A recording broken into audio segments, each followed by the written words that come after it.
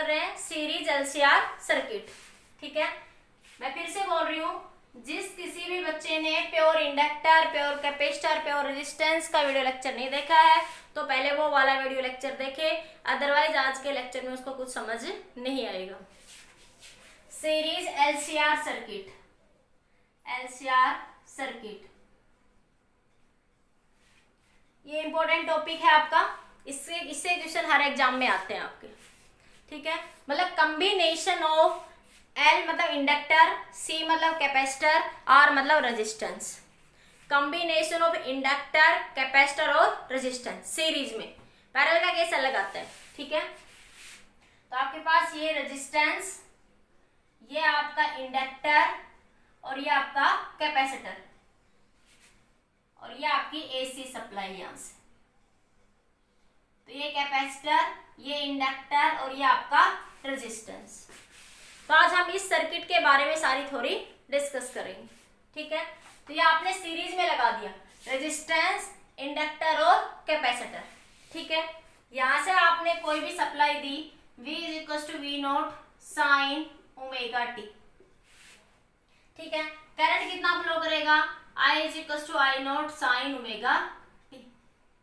ठीक है, अब इस केस में देखो टाइम के साथ V = V0 sin omega T का मतलब टाइम के साथ वोल्टेज वेरिएबल है और करंट भी टाइम के साथ क्या रहेगा आपका वेरिएबल, पीक करंट सेम रहेगा। I0 या IRMS करंट सर्किट में सेम रहेगा सीरीज में, लेकिन हाँ ये जो I है T के साथ वेरिएबल रहेगा हमेशा। ठीक है, वो केस अलग आएगा यहाँ पे। जैसे मैं अगर यहाँ पे लिखूं, मैं लिखूं वोल्टेज V0 की वैल्यू लिखूं, देखो जब करंट इसमें फ्लो करेगा बच्चों तो इसके अक्रॉस वोल्टेज ड्रॉप होगी, इसके अक्रॉस भी कुछ वोल्टेज ड्रॉप होगी, इसके अक्रॉस भी कुछ वोल्टेज ड्रॉप होगी आपके पास। ठीक है, तो मैंने पिछले वीडियो लेक्चर में बताया था, मैंने बताया था प्योर रेजिस्टेंस, मैंने कहा था एसी सप्लाई दी प्योर रेजिस्टेंस के केस में V क्या था, V0 sin ओमेगा टी और I किसके बराबर था, I0 sin ओमेगा टी के। इस केस में वोल्टेज और करंट दोनों सेम फेज में रहते हैं। रेजिस्टेंस के केस में वोल्टेज और करंट दोनों सेम फेज, फेज वर्ड का मतलब कौन आगे है और कौन पीछे है। जैसे LC oscillation simple harmonic motion जब पढ़ते हैं +1 में, तभी कहते हैं एक पार्टिकल आगे जा रहा है, एक पीछे जा रहा है वेव के अंदर। तो यहाँ पे पार्टिकल की वजह किसकी बात कर रहे हैं, वोल्टेज और करंट की। ठीक है, तो रेजिस्टेंस के केस में वोल्टेज और करंट किस में रहते हैं बच्चों, सेम फेज में। ठीक है, और कैपेसिटर के केस में क्या रहता है उस सिचुएशन में, वोल्टेज मान लिया वही है V = V0 sin omega T, तो करंट क्या होता है I0 sin ओमेगा टी +5। 5 मतलब π/2, यहाँ पे हमने बात करी थी π/2 की। मतलब वोल्टेज और इंडक्टर में, मतलब करंट जो है कैपेसिटर में π/2 फेज से आगे होता है, किससे, वोल्टेज से।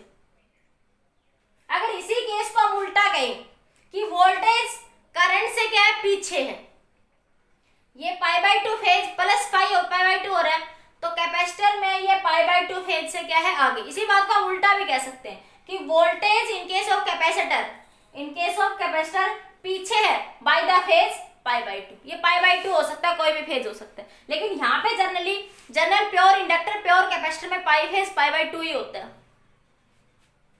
अब देखो, अब बात करें इंडक्टर की।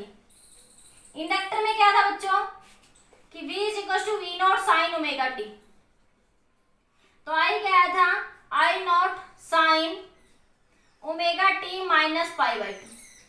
इसका मतलब क्या है कि इस केस में करंट π/2 फेज पीछे, माइनस हो रहा है ना, इस केस में करंट π/2 फेज पीछे, किससे, वोल्टेज से। या उल्टा कह दे इसी बात को हम लोग कि वोल्टेज π/2 फेज आगे है, किससे, करंट से। ये बात मैंने पिछले सारे वीडियो लेक्चर में पूरी ड्राइव करके बताई थी। ठीक है, अब ये बेसिक है, ये आपको हमेशा याद रखना है जब भी हम न्यूमेरिकल्स करें या कुछ भी करें। प्योर इंडक्टर के लिए π/2 फेज होता है, न्यूमेरिकल्स में जनरल केस में 5 फेज कुछ भी दे सकता है वो आपसे। बस ये ध्यान रखना, कैपेसिटर में करंट लीड करता है, इंडक्टर में करंट लैग करता है। करंट लीड करता है कैपेसिटर में, तो वोल्टेज लैग बिहाइंड होती है। ठीक है, इसमें करंट बैक होता है, लैग बिहाइंड होता है, तो वोल्टेज लीड करती है। ठीक है, अब इस केस में अगर मैं वोल्टेज की बात करूं वी नोट की, तो वो क्या हो जाएगी, रेजिस्टेंस के अक्रॉस वोल्टेज ड्रॉप। मान लिया इसके across voltage drop V R है, इसके across voltage drop V L है, इसके across voltage drop V C है। ठीक है, ये पीक वैल्यू होगी, इसको लिखेंगे V note L peak value के लिए, इसको वी नोट सी और इसको लिखेंगे वी नोट आर। तो वी नोट आर को क्या लिख सकते हैं बच्चों, यहां से आप लोग आई नोट आर लिख सकते हो। इसी तरह वी नोट एल को क्या लिख सकते हो, आई नोट एक्सएल लिख सकते हो। वी नोट सी को क्या लिख सकते हो, आई नोट एक्ससी लिख सकते हो। ठीक है, ये वोल्टेज आपने पीक वैल्यू के लिए बात करी। यही रिजल्ट आप आरएमएस के लिए भी लिख सकते हो, यही रिजल्ट आप आरएमएस के, अगर मैं दोनों साइड √2 से डिवाइड कर दूं, क्योंकि वी आरएमएस क्या था बच्चों, वी नोट बाई √2। अगर मैं इधर भी √2 से डिवाइड कर दूं तो इधर भी √2 से डिवाइड कर दूं, न्यूमेरिकल में ध्यान रखना। तो वी आरएमएस बराबर I RMS R, V RMS बराबर I nought XL, I RMS XL, V RMS बराबर आई नोट एक्ससी, या आई आरएमएस, इधर भी आरएमएस तो इधर भी आई आरएमएस। ठीक है, तो अभी हमने पीक वैल्यू के लिए बात कर रहे हैं यहाँ पे। ठीक है, यहाँ पे आई आरएमएस वैल्यू भी हो सकती है, जो भी आप मेजर करेंगे उसके अकॉर्डिंग। अगर मैं लिखूं वोल्टेज एट एनी इंस्टेंट, ये नोट करना चाहो तो नोट कर लो एक बार, जल्दी से नोट कर लो, जल्दी से।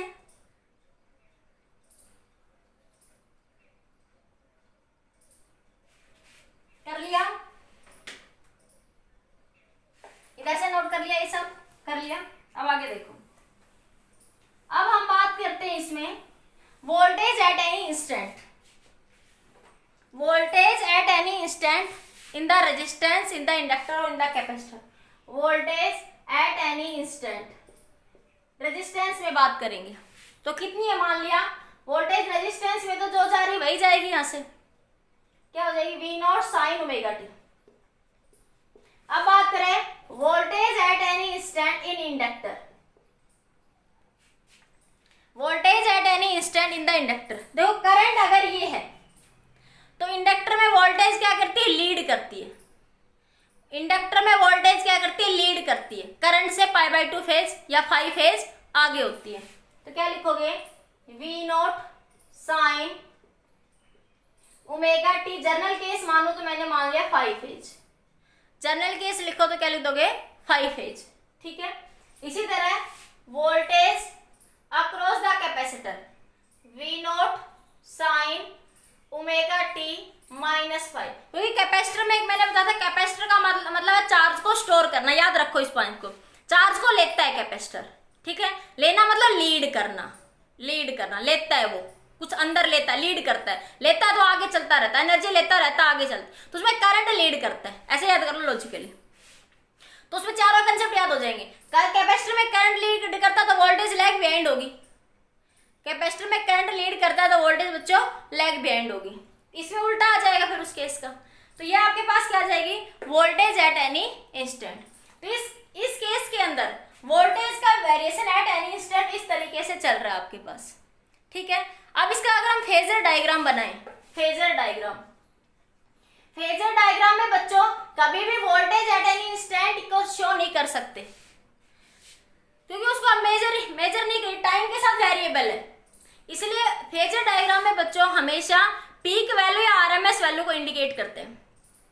किसको इंडिकेट करते हैं, पीक वैल्यू और आरएमएस वैल्यू। मान लिया आपने ये करंट जा रहा है आर, तो करंट इधर जा रहा है तो इसके रेजिस्टेंस में तो वोल्टेज भी इधर ही होगी। करंट इधर जा रहा है तो रेजिस्टेंस में तो वोल्टेज भी इधर ही होगी आपके पास, क्योंकि रेजिस्टेंस के केस में वोल्टेज और करंट क्या करते हैं, सेम फेज में रहते हैं रेजिस्टेंस में। तो अब मान लिया इस केस में, इसके केस बना लो, case number first, case first, if V nought L greater than है वी नॉट सी से, मतलब इंडक्टिव सर्किट है। अगर वी नॉट एल ज्यादा होगा तो सर्किट कैसा होगा, इंडक्टिव सर्किट, इंडक्टर का इफेक्ट ज्यादा होगा। सी ज्यादा होगा तो कैसा सर्किट होगा बच्चों, कैपेसिटिव सर्किट। ठीक है, तो यहाँ पे देखो क्या, मान लिया जनरल केस फेजर डायग्राम का, फेजर डायग्राम, तो इसके अंदर देखो ये वोल्टेज है, ये रेजिस्टेंस है, मान ली करंट ऐसे जा रहा है, तो रेजिस्टेंस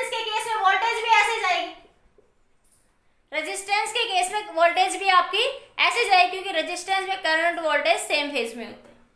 अब देखो, अब बात करें इसके अंदर, ये डायग्राम में यहां से लिख देते हैं, फेजर डायग्राम, ठीक है। अब देखो बात करते हैं वोल्टेज और करंट की, वोल्टेज और इंडक्टर की। तो वोल्टेज लीड करती है, वोल्टेज क्या करती है, लीड करती है। तो क्या आएगा ऊपर V नोट L, और नीचे क्या आ जाएगा बच्चों, V नोट C, क्योंकि वोल्टेज इन द कैपेसिटर क्या होती है बच्चों, लैग बिहाइंड होती है। वोल्टेज इन द कैपेसिटर क्या होती है, लैग बिहाइंड होती है, ठीक है। तो आप लोग यहाँ पे इस तरीके से बना रहे हो तो इसको π/2 लिख लो। जनरल 5 फेज के लिए लिखोगे तो फिर 5 के लिए बनाना पड़ेगा। अभी मैं इसके लिए बना रही हूँ तो इसलिए मैं π/2 लिख रही हूँ यहाँ पे, क्योंकि ये कितने प्योरली इंडक्टर, प्योरली कैपेसिटर में कितने फेज से लीड करता है, ये π/2 से, और ये कितने से लीड करता है, -π/2 से, ठीक है। तो देखो मैंने जिस सिंपल जैसे फेजर डायग्राम था, करंट मान ले किसी पर्टिकुलर इंस्टेंट पे ऐसे जा रहा है, यहाँ पे करंट ऐसे जा रहा है, हालांकि एसी है तो करंट चेंज होता रहता है आपके पास, लेकिन peak value of current, peak value of current तो होगी सर्किट के अंदर एक पर्टिकुलर पॉइंट पे। तो ये पीक वैल्यू ऑफ करंट के लिए IRMS के लिए हम फेजर डायग्राम बना सकते हैं। IRMS वैल्यू है फेजर के लिए। इस केस में ऐसे नहीं बना सकते क्योंकि ये टाइम के साथ वेरी करता है, इसलिए यहाँ पे ऐसे लिखना VT, ऐसे लिखना VR इंटू T बराबर I into T into R, या VL इंटू T बराबर I into T into XL, ऐसे लिखना गलत होगा। इसी तरह VC के लिए I into T into XC, इस तरीके से नहीं लिख सकते क्योंकि वोल्टेज टाइम, ये बता रहा वोल्टेज टाइम के साथ वेरिएबल है, उस सिचुएशन में हम ऐसा नहीं कर सकते, ठीक है। इस सिचुएशन में हम ऐसा कर सकते हैं। तो हम ये जो रिजल्ट लिखते हैं बच्चों, ये सिर्फ किसके लिए लिखते हैं, पीक वैल्यू और RMS वैल्यू। और ये फेजर डायग्राम भी हम किसके लिए बनाते हैं, पीक वैल्यू और RMS वैल्यू के लिए बनाते हैं। तो ये यहां से ये वैल्यू आ गई हमारे पास, ये बन गया फेजर डायग्राम। इतना नोट करो, फिर डिस्कस करते हैं आगे। नोट करो एक बार इसको, इतना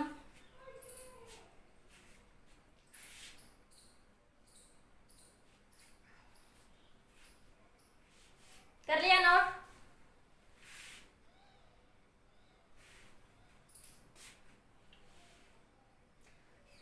इधर से सब नोट कर लिया, हटा दो ये। अब देखो यहां से, अब इस पूरा खेल इस फेजर डायग्राम का रहेगा, पूरा खेल इस फेजर डायग्राम का रहेगा यहाँ पे। अब देखो मैं इसको इधर बना दी, ये V नोट R, ये आपका V नोट L, ये आपका V नोट C, ठीक है। अब देखो, अब एक बार बताओ क्या मानना है केस कि V नोट L ज्यादा है किससे, V नोट C से, ठीक है।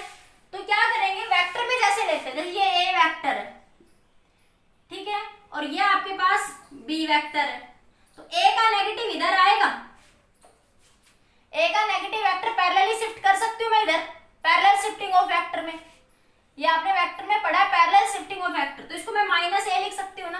तो मैं इसको कैसे लिख दूं, ये B और ये इधर माइनस का A, तो मैं B -A लिख सकती हूँ ये वेक्टर के अंदर। तो सेम बात यहाँ पे, मैं इसको, इस चीज को V नोट L ज्यादा है तो इस वेक्टर को पैरेलली शिफ्ट कर देती हूँ नेगेटिव डायरेक्शन में, क्योंकि V नोट ज्यादा है तो पॉजिटिव रिजल्ट V नोट की कहाँ मिलेगा। तो क्या मिलेगा बच्चों, यहाँ से इसको, इस फेजर डायग्राम को आप ऐसे बनाएंगे, ये V नोट R और ये बना ऊपर ऐसे, ये बना V note L minus V note C, और ये रिजल्टेंट है इन दोनों का, कहीं ये रिजल्टेंट Z मिला आपके पास V, अभी मैं रिजल्टेंट को V लिख देती हूँ, ठीक है। ये क्या मिला, इन सब का रिजल्टेंट, और ये एंगल मान ले यहां से कितना बन रहा है, 5 बन रहा है, ठीक है। अब देखो, अब एक छोटी सी बात कि V नोट R किसके बराबर था, I नोट R के, V नोट L किसके बराबर था, I नोट XL के, V नोट C किसके बराबर था, I नोट XC से। तो अगर मैं I नोट को यहां से हटा दूं तो सीधा यहां से एक phasor diagram, same phasor diagram, ये सेम किसके लिए बना सकते हो, इधर इधर बना रही हूं, सेम फेजर डायग्राम। इसको ऐसे लिख सकते हो XL माइनस XC, इसको क्या लिख सकते हो, ये R रेजिस्टेंस, ये रिजल्टेंट रेजिस्टेंस आ जाएगा आपका Z, ये क्या आ जाएगा आपका resultant resistance for Z। XL और एक्सी रेजिस्टेंस ही है इंडक्टर और कैपेसिटर में। जेड इन सब के कॉम्बिनेशन से जो रेजिस्टेंस बनेगा रिजल्टेंट, उसको जेड से लिख दिया, उसको बोलते हैं इम्पीडेंस। क्या बोलते हैं बच्चों उसको? इम्पीडेंस। है वो भी रेजिस्टेंस ही। सर्किट में जो रेजिस्टेंस का रोल होता है सिंपल सर्किट में, सेम यहाँ पे भी इस रेजिस्टेंस का यही रोल होता है, जेड का भी। तो देखो वी नॉट एक्सएल के बराबर है, तो इसको मैंने एक्सएल माइनस एक्सी लिख दिया, इसको मैंने आर लिख दिया। वो सेम सर्किट है, ये वोल्टेज के लिए बना दिया, ये रेजिस्टेंस के लिए बना दिया। ठीक है, अब यहां से आप लोग क्या करेंगे, इसको सोल्व करेंगे। अब आपके पास सिंपल पाइथागोरस लगा सकते हो इस केस में। आप लोग इतना बना लो एक बार, फिर मैं थोड़ा जगह बना लेती हूँ, इसमें बना लो एक बार, इसको इधर से बना तो थोड़ी जगह बन जाएगी मेरे पास। ये बना आपके पास, मैं इसको यहां बना रही हूं इधर। ये बना जेड, ये बना आर, ये फाई, ये बना एक्सएल माइनस एक्सी। ये क्या बन जाएगा आपका? एक्सएल माइनस का एक्सी। ठीक है, अब मैं इसको सोल्व करती हूं, इसको सोल्व करते हैं अब आप लोग यहां से। तो देखो पाइथागोरस थ्योरम लग सकती है, इसको हम लोग ऐसे बना सकते हैं ना, ये जितना यहां से है उतना ही ये इधर है। ये भी तो क्या है? V nought L minus V C, V nought C. तो पाइथागोरस थ्योरम के अकॉर्डिंग इसका स्क्वायर ये आर है, प्लस इसका स्क्वायर इस पूरे रिजल्टेंट का स्क्वायर हो जाएगा। बताओ, अरे अकॉर्डिंग टू पाइथागोरस थ्योरम इसका स्क्वायर प्लस इसका स्क्वायर इसके बराबर हो जाएगा। ये पूरी वैल्यू पीक वैल्यू है वी नोट, ये पीक वैल्यू इंडक्टर के अंदर, ये पीक वैल्यू रेजिस्टेंस के अंदर, और ये total peak value V naught जो टोटल मिलेगी पूरे सर्किट में। तो वी नोट क्या लिख सकते हो बच्चों इसको? वी नोट का स्क्वायर बराबर किसके बराबर होगा? V note L minus V note C का स्क्वायर माइनस आर का स्क्वायर, और इस सारे का अंडर रूट, इस सारे का under, according to Pythagoras theorem. इसको सोल्व कर लीजिए। वी नोट का स्क्वायर, सॉरी स्क्वायर लिख रहे थे, इधर अंडर रूट मत लगाओ, इधर स्क्वायर लिख रहे हो तो अंडर रूट मत लगाओ अभी से। ये क्या बनेगा? वी नोट को क्या लिख सकते हो? आई नोट एक्सएल। वी नोट को देखो क्या लिख सकते हो एक्सएल के केस में? आई नोट एक्सएल, आई नोट एक्सएल। ठीक है, माइनस आई नोट एक्सी का स्क्वायर माइनस आई नोट, ये वी नोट आएगा बच्चों, ये मैं गलत लिख गई बेटा, वी नोट आर का स्क्वायर आएगा, ये प्लस आएगा बीच में, ये आर का स्क्वायर आएगा, मैं गलत लिख गई है, सॉरी भैया सॉरी। ये इसका स्क्वायर प्लस इसका, अरे इसका स्क्वायर प्लस इसका स्क्वायर। ठीक है, पाइथागोरस में ये वी नोट आएगा। वी नोट की value I naught square R का स्क्वायर, ये बना वी नोट का स्क्वायर बराबर, यहां से आई नोट कॉमन ले लो, आई नोट का स्क्वायर बाहर आ जाएगा, तो अंदर क्या मिला? एक्सएल माइनस एक्सी का स्क्वायर प्लस आर स्क्वायर। ये थ्रू आउट मैंने आई नोट बाहर ले लिया। अब मैं वी नोट निकालती हूं, तो वी नोट क्या बन जाएगा? I nought XL minus XC का स्क्वायर प्लस आर स्क्वायर, और इस सारे की पावर 1/2। आई नोट का स्क्वायर रूट करोगे क्या बन जाएगा बच्चों? ये आई नोट बन जाएगा। आई नोट का स्क्वायर अंडर रूट में क्या आ जाएगा? I naught. तो V naught by I naught बराबर एक्सएल माइनस एक्सी का स्क्वायर प्लस आर का स्क्वायर। तो V naught by I naught क्या हो जाएगा? जेड। अरे वी बाई आई क्या होता है? आर होता है रेजिस्टेंस। यहाँ पे पूरे सर्किट का रेजिस्टेंस किससे नोट कर रखा आपने? जेड से, जिसको बोलते हैं इम्पीडेंस रेजिस्टेंस। क्या बोलते हैं बच्चों इसको? इम्पीडेंस। जो सर्किट के कॉम्बिनेशन में एक पर्टिकुलर रेजिस्टेंस आता है इन सबके कॉम्बिनेशन से, वो क्या बनेगा आपका? Impedance resistance. तो इसको क्या लिख देंगे? जेड। तो जेड बराबर एक्सएल माइनस एक्सी का स्क्वायर प्लस आर स्क्वायर। ठीक है, तो ये आ गया impedance of the resistance. Z क्या है बच्चों? Impedance of the resistance. बस ये समझ आ गया तो सारा समझ आ जाएगा। सिंपल था आपके पास। देखो प्योरली रेजिस्टिव सर्किट में वोल्टेज और करंट सेम फेज में होते हैं, इंडक्टर और कैपेसिटर में सेम फेज में नहीं होते। तो उसके लिए हमने फेजर डायग्राम बना लिया। वोल्टेज के लिए और उसके लिए, जो भी फेजर डायग्राम हमने पीछे सीखा है बेसिक में कि उसके लिए हम फेजर डायग्राम कैसे बनाते हैं। जैसे जैसी सिचुएशन थी कि वो π/2 आगे था, वो π/2 पीछे था, हमने सिंपल अपना मैथ का कंसेप्ट लगाया और वहां से हमने इंपीडेंस निकाल दिया। इंपीडेंस क्या आया, XL minus XC square plus में R का square. This is the impedance of the circuit. Note करिए, बताइए समझ आया या नहीं आया। देखिए एक बार फिर से, अगर आपके पास ये दोनों इक्वल है, ठीक है, V0C बराबर है V0L के, तो क्या बन जाएगा बच्चों, XC बराबर XL। तो V0 क्या हो जाएगा, यहां से Z क्या निकाला था, R square plus XL minus XC का स्क्वायर, ठीक है। तो Z क्या आ जाएगा आपके R के बराबर, Z बराबर R, XL बराबर XC का। तो ये कंडीशन किसकी होती है बच्चों, रेजोनेंस कंडीशन होती है। किसकी होती है, रेजोनेंस कंडीशन होती है, ठीक है। नोट हो गया, जल्दी नोट कर लीजिए इसको। सेकंड केस में एक बार फिर से बता रही हूं आपको कि जब V0C ग्रेटर देन है किससे, V0L से। अगर V0C ग्रेटर देन है किससे, V0L से, तो क्या बन जाएगा आपके पास, ये R रेजिस्टेंस किसी करंट में, तो ये बनेगा V0R और ये बनेगा V0L और ये बनेगा V0C। अब की बार V0C ज्यादा है VL से, तो इसका पैरेलल शिफ्ट इधर कर लेंगे, तो इधर ये बन जाएगा आपके पास इस तरीके से, ये बनेगा V0C माइनस V0L और ये आपके पास 5 फेज डिफरेंस और ये V0R। अब वही पैरेलल थ्योरम लगा लेंगे, पैरेलल थ्योरम शिफ्ट कर लेंगे इसको, ठीक है।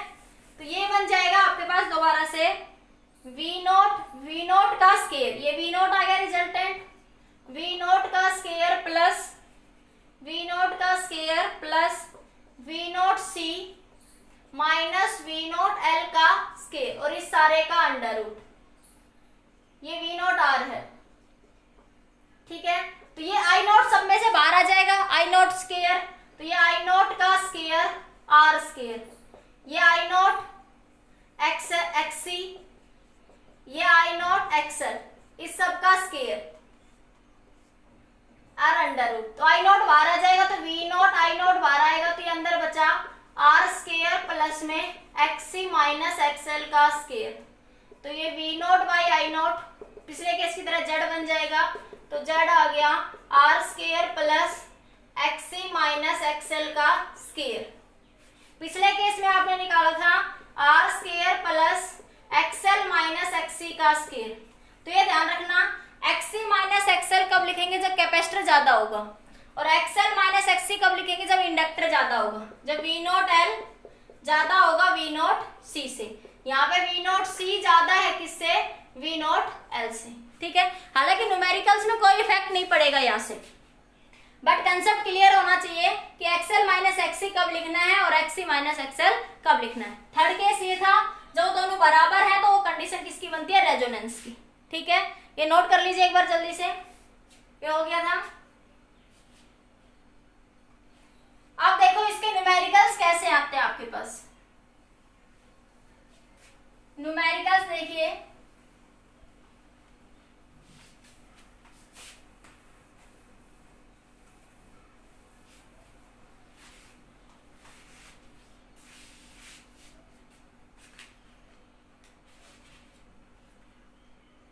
न्यूमेरिकल आपके पास ये एक इंडक्टर है, एनसीईआरटी का न्यूमेरिकल है, ये एक इंडक्टर है, ये आपके रेजिस्टेंस है, और ये आपके पास इंडक्टर है, और ये आपके पास एक कैपेसिटर है, ठीक है। और ये यहां से आपने एसी सप्लाई दे रखी है, ठीक है। कैपेसिटर कह रहा है आपसे कितना, 20 माइक्रोफैरड। इसे एक ही क्वेश्चन में मैं सारे कंसेप्ट करवा दूंगी। कितना दे रहा है, 20 माइक्रोफैरड। इंडक्टर मान लिया 1 हेनरी है, ठीक है, और रेजिस्टेंस दे रखा है 300 ओम। रेजिस्टेंस कितना दे रखा है आपको, 300 ओम, और वोल्टेज दे रखी है 50 sign 100t plus 30, 100t plus में 30, ठीक है। आपसे क्या क्या पूछा, देखो इसी क्वेश्चन में पूछा फाइंड एक्सएल, दूसरे पार्ट में एक्ससी, तीसरे पार्ट में जेड, चौथे क्वेश्चन में पूछा है आपसे फाई, पांचवें क्वेश्चन में पूछा, इसी क्वेश्चन के सारे 10 क्वेश्चन कराऊंगी, फाई, फिर पूछा है आई नोट, फिर पूछा है आई टी छठे क्वेश्चन में, सातवें क्वेश्चन में पूछा है आपसे वी आर टी, आठवें क्वेश्चन में पूछा है वी एल टी, नौवें क्वेश्चन में पूछा है वी सी टी, 10वें क्वेश्चन में पूछा है V R M S for resistance, V R M S for inductor, 9, 10, 11, और 12वें क्वेश्चन में पूछ रहा है V R M S for capacitor. ठीक है, ये सारी वैल्यू आपको फाइंड आउट करनी है यहाँ से, वी आर एम एस सारी वैल्यूज यहाँ से आप क्या करेंगे बच्चों, फाइंड आउट करेंगे। ठीक है, और एक चीज और लिख लो इसमें, I R M S, question number 13, I R M S. 13 question एक ही क्वेश्चन में करेंगे हम लोग, इससे बाहर ज्यादा कुछ नहीं पूछेगा। ट्राई करिए आप लोग कैसे निकालेंगे। क्वेश्चन नोट कर लिया, क्वेश्चन नोट करिए बच्चों सारे, फिर मैं हटा रही हूँ यहाँ से, टर्न बाय टर्न सोल्व करते हैं। यहाँ करते हैं, चलो देखो, सबसे पहले पूछा है एक्सेल, एक्सेल, एक्सेल क्या होता है, ओमेगा एल, एक्सेल क्या होता है, ओमेगा एल। ओमेगा देखो यहाँ से देखेंगे, ये ओमेगा जनरल इक्वेशन क्या होती है, V naught sine omega T plus five, plus minus five यही रहता है ना आपके पास। ठीक है, तो ये आपके पास वी नोट है, ये वैल्यू क्या है बच्चों, वी नोट है आपके पास। देखिए बेटा अब एक बार, एक्सेल क्या दे रखा है आपको, ओमेगा एल। ठीक है, अब ये वैल्यू ओमेगा की है, सबसे पहले यहां से ओमेगा देखो, ओमेगा कितना है बच्चों, 100, मैं ओमेगा को यहां लिख रही हूँ 100। ओमेगा कितना आपके पास, ओमेगा टी होता है ना, तो जनरल इक्वेशन से कंपेयर करो। ठीक है, तो एक्सेल ओमेगा, ओमेगा कितना 100, एल कितना दे रखा है 1 हेनरी, तो कितना आ जाएगा ये 100 ओम। एक्सेल कितना आ जाएगा बच्चों, 100 ओम आ जाएगा। एक्सेल की वैल्यू कितनी आ जाएगी आपके पास, 100 ओम। ठीक है, अब आपके पास एक्सी, मैं यही लिख दूं एक बार थोड़े रेड पेन से ताकि ध्यान रहे आप सबको। रेड पेन मैं यहाँ से जगह बनाते जाऊंगी। एक्सेल आ गया मेरे पास यहाँ से 100 ओम, आप लोग नोट कर लेंगे। ठीक है, एक्सी देखो क्या होता है, 1 बाई ओमेगा सी। एक्सी क्या होता है, 1 बाई ओमेगा सी। कल के वीडियो लेक्चर में बताई थी, पिछले लेक्चर में ये बात आपकी। तो 1 बाई ओमेगा कितना 100, और सी कितना 20 माइक्रोफेराड, तो 20 माइक्रो मतलब 10⁻⁻⁶।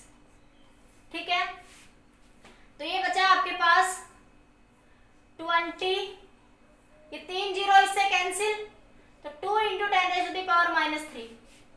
ठीक है, 1/2 क्या लिख सकते हो, 0.5 इंटू 10⁻3, ये ऊपर जाएगा तो प्लस हो जाएगा, 5/10 इंटू 10⁻3, एक जीरो से एक जीरो कैंसिल, कितना आ गया ये 500 ओम।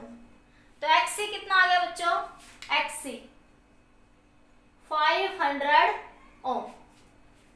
ठीक है, तो क्या पूछा था, एक्सेल और एक्सी, पहला पार्ट सोल्व, दूसरा पार्ट सोल्व। ठीक है, तीसरे पार्ट में क्या पूछा, जेड, क्या पूछा आपसे, जेड। जेड क्या था हमारे पास, आर स्क्वायर प्लस, अब देखो इसमें ये देख लो, एक्सी ज्यादा है एक्सेल ज्यादा है, एक्सेल ज्यादा है ना, ये सॉरी एक्सी ज्यादा है ना, ये 500 है, तो प्योरली कैपेसिटिव सर्किट होगा। अगर यहीं पे वो पूछे कि सर्किट कैसा बिहेव करेगा, कैपेसिटिव इंडक्टिव, तो कैसा होगा, कैपेसिटिव सर्किट होगा। सर्किट का बिहेवियर ज्यादा इफेक्टिव किसका रहेगा, कैपेसिटर का, कैपेसिटिव सर्किट होगा, क्योंकि एक्सी ज्यादा है, एक्सी ज्यादा तो कैपेसिटिव सर्किट, एक्सेल ज्यादा तो इंडक्टिव सर्किट। ठीक है, तो एक्सी क्या है 500, तो क्या लिख दोगे, एक्सी माइनस एक्सेल का स्क्वायर, तो जेड। आर कितना है 300 का स्क्वायर,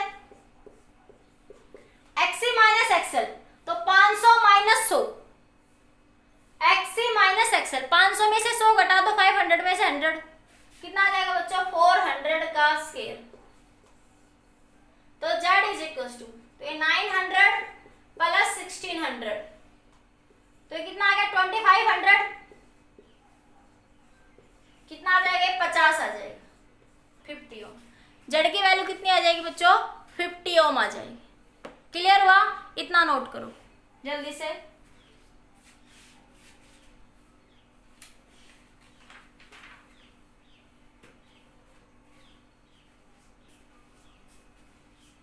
मैं इंक डाल लूं जब तक आप लोग नोट कर लो।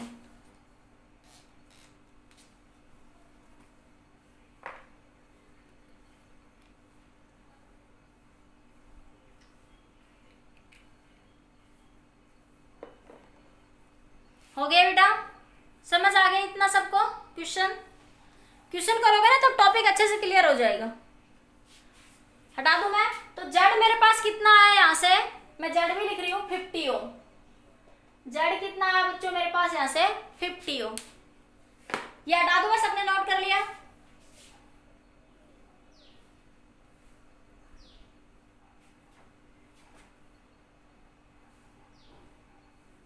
हो गया नोट?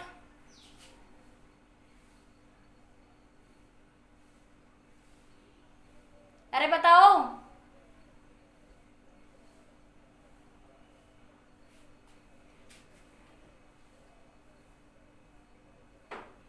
अरे बोलिए बेटा, नोट हो गया है नहीं? ओके ओके ठीक है।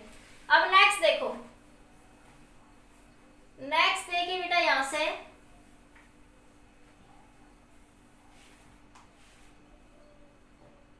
अब आपसे पूछा है फाइव, जो फोर्थ क्वेश्चन में आते हैं। फोर्थ क्वेश्चन है फाइव निकालिए, तो tan फाइव कितने के बराबर होगा? देखो एक्सी जाता है ना, तो क्या लिखोगे XC minus XL divided by are.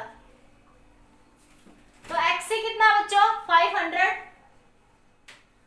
XL कितना 100, आर कितना 300, तो ये 400 डिवाइडेड बाई 300, तो ये 4/3 आया। tan फाइव कितना आया बच्चों 4/3। 4/3 की ट्रायंगल पता है ना आप लोगों को? ये 53 डिग्री की ट्रायंगल समझाई थी मैंने। 53 में क्या लिखते हैं, ये 53 की जगह 4, इधर 5 और इधर 3।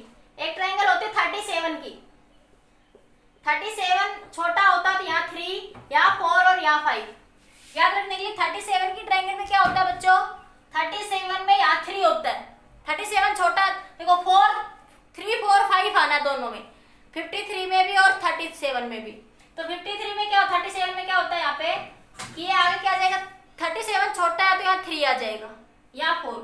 53 बड़ा होता है यहाँ 4 आ जाएगा, याद रखने के लिए, ठीक है।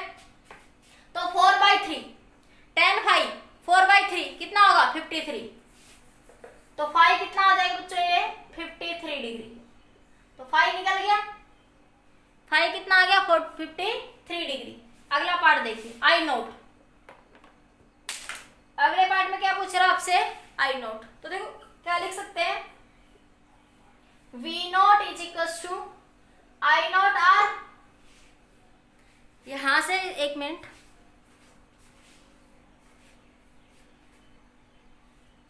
हाँ क्या लिख सकते हैं, आई को क्या लिख सकते हैं यहां से V नोट आर। लेकिन मुझे यहाँ पे ये पूरा वैल्यू चाहिए, पूरे पीक वैल्यू पूछ रहा है। तो पीक वैल्यू देखो, ये वैल्यू V नोट होगी या नहीं होगी? आपको क्या लिखोगे, कंप्लीट के लिए सिर्फ रेजिस्टेंस के लिए लिखोगे तो आई नोट आर, लेकिन पूरे सर्किट के लिए लिखना अब आपको क्या लिखोगे, V is equals to I naught Z. तो आई नोट क्या हो जाएगा, V naught by I naught, V naught by Z, V naught by Z. V naught कितना बच्चों, देखो यहां से ये लिखते हैं लिखने का तरीका, V note sign omega T plus minus 5, कुछ ऐसी जनरल इक्वेशन होती है।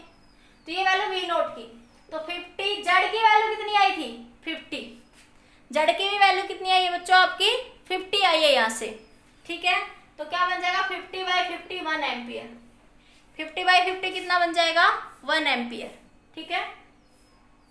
अब आपसे क्या पूछा है, I nought I R M S. देखो 30 नंबर क्वेश्चन मैं यही निकाल देती हूँ, क्योंकि आई नोट फिर बाद में ध्यान रखिएगा। आई आर एम एस क्या होगा बच्चों, I R M S I naught by √2। I R M S क्या हो जाएगा, आई नोट बाई √2। तो आई आर एम एस, आई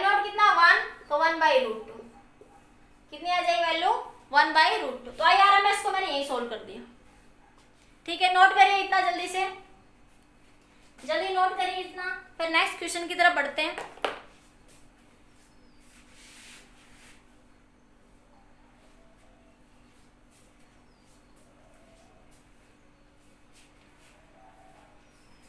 जल्दी नोट कर लीजिए, कर लिया नोट?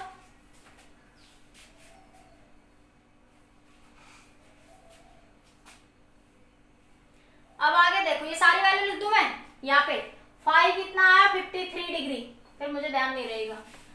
आई नोट कितना आया आपका 1, IRMS कितना आया 1/√2। ये मैं अपनी सुविधा के लिए लिख रही हूँ सब सिर्फ। ठीक है, हटा दो सब में।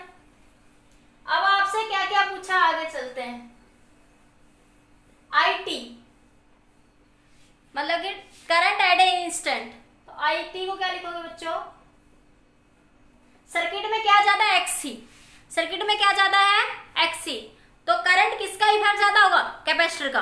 तो करंट किसके अकॉर्डिंग होगा सर्किट में? कैपेसिटर के अकॉर्डिंग। ठीक है, तो क्या लिखोगे?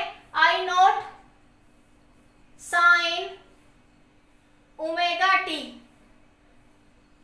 जनरल इक्वेशन लिख रही हूं, ओमेगा टी प्लस फाई। क्योंकि कैपेसिटर में करंट क्या करता है बच्चों? लीड करता है।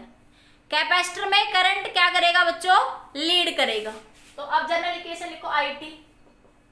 आई नोट कितना आया 1 एम्पियर। आई नोट कितना आया 1 एम्पियर। 1 साइन, ये जो भी वैल्यू है पूरी, इंडक्टर में जो भी वोल्टेज होती है, जो भी वोल्टेज होती है कैपेसिटर में, सॉरी कैपेसिटर में जो भी वोल्टेज होती है वो आपके पास जो भी फेज डिफरेंस आया फाई, उससे क्या होती है पीछे, और करंट क्या होता है उससे आगे होता है। कैपेसिटर में जो भी वोल्टेज है या जो भी करंट है वो वोल्टेज से, कैपेसिटर में जो भी करंट है वो वोल्टेज से फाई फेज क्या होता है? आगे होता है। फाई फेज क्या होता है बच्चों? आगे। ठीक है, तो क्या लिखोगे? साइन, ये पूरी वोल्टेज 100t प्लस 30 प्लस अब क्या आएगा? अब आपके पास फाई कितना है 53 डिग्री। फाई कितना है आपका 53 डिग्री। तो क्या बनाएगा? IT आपका साइन 100t प्लस ये 83 बन जाएगा। 100t प्लस 83, 100t प्लस में 83। ठीक है, IT निकल गया, IT समझ आ गया। अब आप निकालेंगे VRT, इनको बड़े ध्यान से निकालना, VRT, VLT और VCT। तो अगर हम बात करें सबसे पहले VRT की, देखो वोल्टेज में तो जो करंट होता है आपके पास, ये तो हमने ये करंट किसके अकॉर्डिंग लिखा है? कैपेसिटिव सर्किट के अकॉर्डिंग। क्योंकि सर्किट में क्या है बच्चों? XC